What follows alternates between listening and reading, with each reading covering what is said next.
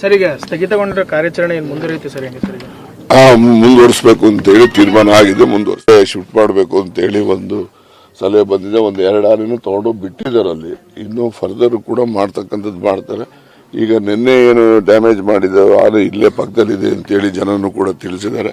ಈಗ ಅದನ್ನು ಕೂಡ ಹಿಡಿತಕ್ಕಂಥದ್ದಕ್ಕೆ ಅವರು ಮೈಸೂರಿನಿಂದ ಮತ್ತೆ ಸಂಬಂಧಪಟ್ಟ ಎಲ್ಲ ಇಲಾಖೆ ಅಧಿಕಾರಿಗಳು ಕ್ರಮವನ್ನು ಜಾಗೃತಿ ತೆಗೆದುಕೊಳ್ತಾರೆ. ಇದೆ ಅಂತಕ್ಕಂಥದ್ದು ಇಲ್ಲೇ ಪಕ್ಕದಲ್ಲೇ ಇದೆ ಅಂತ ಹೇಳ್ತಾರೆ. ಈಗ ಅವರು ಕೂಂಬಿಂಗ್ ಮಾಡ್ಲಿಕ್ಕೆ ಬರ್ತಾರೆ, ಅವರು ಮಾಡ್ತಾರೆ. ಈಗ ಮೈಸೂರಿನಿಂದ ಟೀಮ್ ಬರ್ತಾರೆ. ಕಾಡಾನೆಯನ್ನ ಹಿಡಿತೀವಿ, ಯಾರು ಕೂಡ ಭಯ ಪಡಬೇಡಿ, ಆತಂಕ ಪಡಬೇಡಿ ಅಂತ ಭರವಸೆನ ಕೊಟ್ಟಿದ್ದಾರೆ ಗ್ರಾಮಕ್ಕೆ ಉಸ್ತುವಾರಿ ಸಚಿವರಾಗಿರುವಂತ KN ರಾಜಣ್ಣ ಅವರು. ಸ್ವತಃ ಅವರೇ ಒಂದು ಸಂದರ್ಶನದಲ್ಲಿ ಒಂದು ಮಾಧ್ಯಮಗಳಲ್ಲಿ ಮಾತನಾಡಿದ್ದು, ಇವತ್ತಿನಿಂದ ಕಾರ್ಯಾಚರಣೆ ಶುರು ಮಾಡಿದ್ದೇವೆ, ಮೈಸೂರಿನಿಂದ ಆನೆಗಳು ಕೂಡ ಬರಲಿದೆ, ಕಾರ್ಯಾಚರಣೆ ಶುರುವಾಗಿದೆ, ನಾವೆಲ್ಲ ಏರ್ಪಾಟನ್ನು ಕೂಡ ಮಾಡಿದ್ದೀವಿ ಅನ್ನುವಂತ ಮಾತನ್ನು ಕೂಡ ಉಸ್ತುವಾರಿ ಸಚಿವರಾಗಿರುವಂತ ರಾಜಣ್ಣ ಅವರು ಕೂಡ ತಿಳಿಸಿದ್ದಾರೆ. ಅಲ್ಲಿರುವಂತ ಸುತ್ತಮುತ್ತ ಗ್ರಾಮಸ್ಥರಿಗೆ ಒಂದು ರೀತಿಯಲ್ಲಿ ನಿಟ್ಟುಸಿರು ಬಿಟ್ಟಂತಾಗಿದೆ.